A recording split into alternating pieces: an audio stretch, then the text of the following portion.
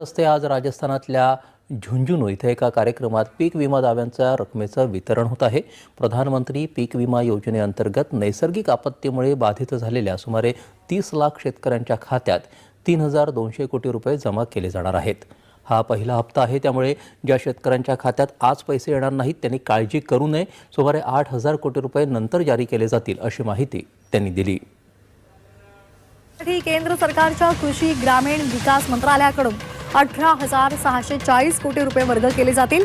आज संध्याकाळी 5 वाजता हा कार्यक्रम सुरू होईल आणि त्यानंतर काही वेळातच सर्व शेतकऱ्यांच्या खात्यात हे पैसे पीक विमा योजनेच्या प्रतीक्षेत असलेल्या शेतकऱ्यांसाठी अत्यंत आनंदाची बातमी समोर आलेली आहे। आता राज्यभरातील शेतकऱ्यांची पूर्णपणे प्रतीक्षा संपलेली आहे असं बोलायला काही हरकत नाहीये, कारण की आता राज्यभरातील शेतकऱ्यांच्या बँकेच्या खात्यावरती रक्कम जमा होण्यास सुरुवात देखील करण्यामध्ये आली असून काल झालेल्या मंत्रिमंडळाच्या बैठकीमध्ये मोठा निर्णय पार पडल्यामुळे आता शेतकऱ्यांची पूर्णपणे चिंता मिटलेली आहे।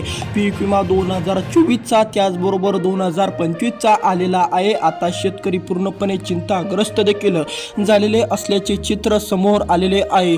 काल झालेल्या मंत्रिमंडळाच्या बैठकीमध्ये मोठा निर्णय पार पडल्यामुळे राज्यभरात शेतकऱ्यांमध्ये एक नवीन आनंदाचे वातावरण देखील आपल्याला बघायला मिळालेले आहे। राज्यभरातील शेतकरी पूर्णपणे एकाच लक्षणाकडे बघत होते, ती म्हणजे पीक विमा योजनेच्या प्रतीक्षेत असलेले पूर्णपणे शेतकरी एकाच या ठिकाणी बघत होते की दुसरा टप्पा केव्हा येणार। पीक विमा भरलेले पूर्णपणे शेतकरी देखील याच प्रतीक्षेत होते की पीक विमा योजनेचा दुसरा टप्पा केव्हा येणार, केव्हा त्यांच्या बँकेच्या खात्यावरती रक्कम जमा होणार, हीच प्रतीक्षा त्यांची देखील आता पूर्णपणे मिटलेली आहे। काल झालेल्या मंत्रिमंडळाच्या बैठकीमध्ये मोठा निर्णय पार पाडल्यामुळे शेतकऱ्यांची 2 ते 3 महिन्यांची प्रतीक्षा संपलेली आहे। पीक विमा येऊन देखील 2 ते 3 महिने झालेले आहे।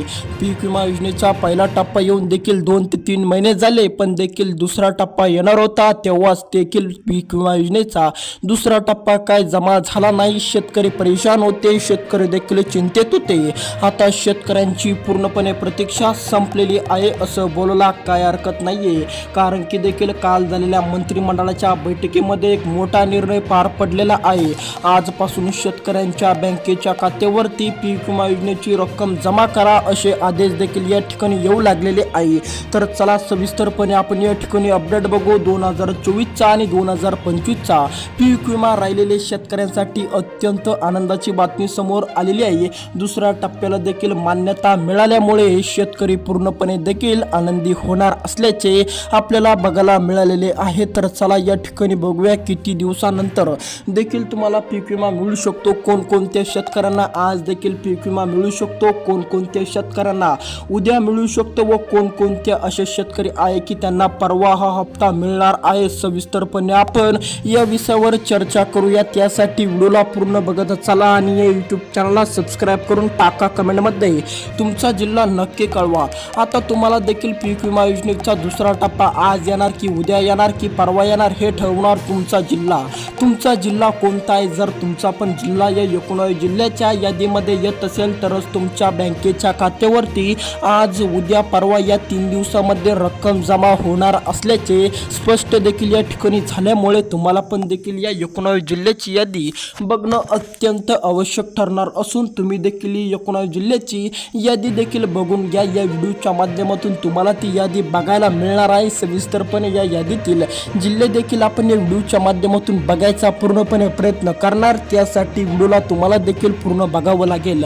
आता या ठिकाणी आपण बघू शकतो, जर तुम्ही पण या ठिकाणी शेतकरी असाल आणि तुम्हाला पण जर वाटत असेल की पीक विमा योजनेचा दुसरा टप्पा देखील तुमच्या लवकर बँकेच्या खात्यावरती जमा झाला पाहिजे, उद्या किंवा परवा देखील जमा झाला पाहिजे असं तुम्हाला देखील वाटत असेल तर आता तुमच्यासाठी एक मोठी महत्त्वाची सूचना देखील करण्यामध्ये आलेली आहे। ज्या ज्या शेतकऱ्यांची 2 कामे म्हणजेच की 2 कागदपत्रे देखील पूर्ण नसतील किंवा त्यांचे ते अधुरे असतील तर त्यांना देखील बाद करता येऊ शकतो किंवा त्यांना देखील हप्ता मिळण्यास उशीर देखील होऊ शकतो। त्यामुळे तुम्ही पण काळजीपूर्वक लक्ष लक्ष देऊन बघत चला. जर तुम्ही पण महाराष्ट्रातील शेतकरी असाल तर ही दोन महत्त्वाची कामे देखील शेतकऱ्यांना करणं अत्यंत गरजेचे देखील ठरणार असल्यामुळे तुम्हाला पण ते लवकरात लवकर पूर्ण करणं गरजेचे देखील ठरल्यामुळे तुम्ही पण ते लवकरात लवकर पूर्ण करून टाका, जेणेकरून तुम्हाला देखील या ठिकाणी पीक विमा योजनेच्या दुसऱ्या टप्प्याच्या हप्त्याला देखील लेट होणार नाही, उशीर होणार नाही आणि तुम्हाला देखील पात्र देखील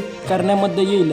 जर तुम्हाला पण वाटत असेल की पीक विमा योजनेच्या दुसऱ्या टप्प्यात तुम्ही देखील पात्र झाला पाहिजे तर तुम्हाला देखील दोन महत्त्वाची कामे पूर्ण करणं अत्यंत गरजेचे देखील ठरणार असल्याचे चित्र देखील आपल्या समोर आलेले आहे. आता या ठिकाणी आपण ती जिल्ह्याची यादी बघणारच आहोत. या 19 जिल्ह्यातील शेतकरी आता पूर्णपणे देखील चिंतामुक्त झाल्याने त्या शेतकऱ्यांच्या बँकेच्या खात्यावरती काही शेतकऱ्यांना आज तर काही शेतकऱ्यांना उद्या तर काही शेतकऱ्यांना परवा अशी या 3 दिवसामध्ये देखील पीक विमा योजनेची रक्कम देखील जमा केली जाऊ शकते. त्यांना देखील पूर्णपणे मेसेज येऊ शकतो.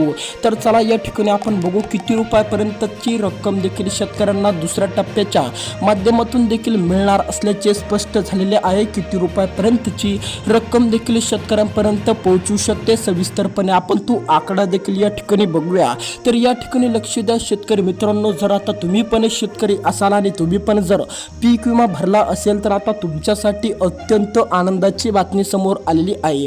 आता तुम्हाला देखील 17,200 रुपयापर्यंतचा पीक विमा देखील मिळण्याची शक्यता वर्तवली जात आहे. हा पीक विमा कधी मिळणार? जर आता तुमच्या पण जिल्ह्याचं नाव या 19 जिल्ह्याच्या यादीमध्ये येत असेल तर आता तुम्हाला पण आज, उद्या आणि परवा असे या 3 दिवसामध्ये देखील कधीही पीक विमा मिळू शकतो. आता जर तुम्ही पण ही दोन महत्त्वाची कामे केलेली असेल तरच, आता जर तुम्ही पण शेतकरी असाल आणि तुम्ही देखील ही दोन कामे केली नसेल तर आता तुम्ही देखील अपात्र होऊ शकता असा देखील मंत्रिमंडळाच्या बैठकीमध्ये मोठा निर्णय पार पडलेला आहे.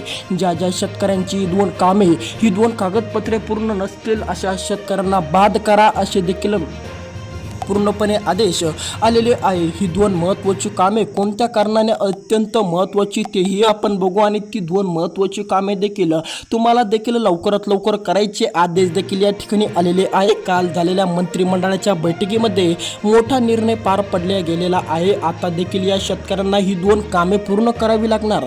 आता जर तुम्हाला पण वाटत असेल की आपण पण पीक विमा योजनेला पात्र झालो पाहिजे, आपल्याला पण पीक विमा आला पाहिजे, तर तुम्हाला देखील लवकरात लवकर ही दोन महत्त्वाची कामे पूर्ण करावी लागणार आहे. तर चला या ठिकाणी आपण बघूया कोणती असणार ती दोन महत्त्वाची कामे. आता या 19 जिल्ह्यातील शेतकऱ्यांची पूर्णपणे प्रतीक्षा संपलेली आहे असं म्हणायला काय हरकत नाहीये, कारण की आता पूर्णपणे या शेतकऱ्यांच्या बँकेच्या खात्यावरती DBTच्या माध्यमातून देखील रक्कम जमा केली जाणार असून या 3 दिवसामध्ये कधीही त्यांना हा हप्ता मिळू शकतो. त्यामुळे जर तुम्ही पण शेतकरी असाल तर आता तुम्हाला देखील ही 19 जिल्ह्याची यादी बघणं अत्यंत गरजेचे आहे, कारण की या 19 जिल्ह्याच्या यादीमधील शेतकऱ्यांना पूर्णपणे पीक विमा मिळणार आहे, पण तेव्हाच मिळणार जेव्हा त्यांचे हे दोन महत्त्वाची कामे पूर्ण असतील. तर आता जर तुम्ही पण शेतकरी असाल आणि तुम्हाला पण असं वाटत असेल की आपल्याला पण पीक विमा योजनेची रक्कम मिळण्यास कुठली अडचण, कुठली बाधा निर्माण झाली नाही पाहिजे आणि तुम्हाला पण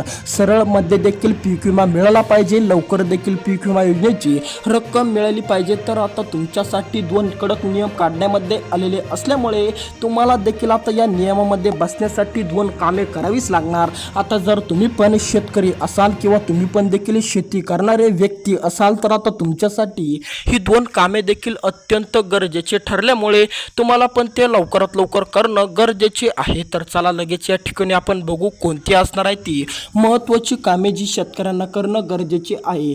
EKYC करणं देखील आता शेतकऱ्यांना अत्यंत आवश्यक ठरणार असल्याचे स्पष्ट देखील झालेले आहे. आता EKYC देखील शेतकऱ्यांनी करावी. आता जर तुम्ही पण EKYC केलेले असेल तर आता ही दुसरं महत्त्वाचं काम तुम्हाला करणं गरजेचे आहे, ते म्हणजे फार्मर ID. फार्मर ID जर तुम्ही पण काढलेले नसेल तर आता तुम्हाला पण फार्मर ID काढणं अत्यंत आवश्यक आहे. भेटूया अशाच व्हिडिओमध्ये. त्यासाठी या यूट्यूब चॅनलला सबस्क्राईब करून टाका आणि कमेंटमध्ये तुमचा जिल्हा कोणता आहे ते नक्की सांगा. कमेंटच्या माध्यमातून तुम्हाला ती यादी देखील दिली जाईल.